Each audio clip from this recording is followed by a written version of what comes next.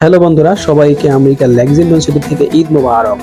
আমরা যারা আমেরিকায় থাকি, আমরা যেভাবে ঈদ উদযাপন করি, অর্থাৎ ঈদের দিন সকালবেলা ঘুম থেকে উঠে নামাজ কালাম পড়ে গোসল করে তারপরে ভালো পোশাক আশাক পরে আমরা মসজিদে চলে যাই। মসজিদে গিয়ে ঈদের নামাজ আদায় করে আমাদের শুভাকাঙ্ক্ষীদের সাথে আমরা কোলাকুলি এবং সৌহার্দ্য বিনিময় করে বাসায় চলে আসি।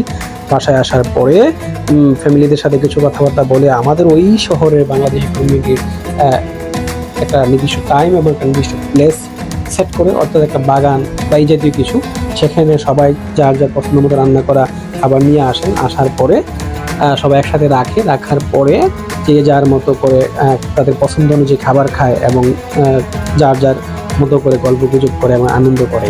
তো বাচ্চাদের জন্য আসলে এটা খুবই আনন্দ ঘন পরিবেশ, কারণ এই জন্য আমরা একটা ওপেন প্লেস রাখি যাতে বাচ্চারা দৌড়াদৌড়ি করতে পারে, আনন্দ করতে পারে।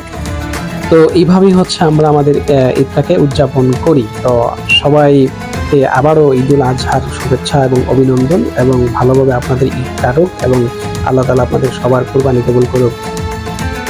আল্লাহ হাফেজ।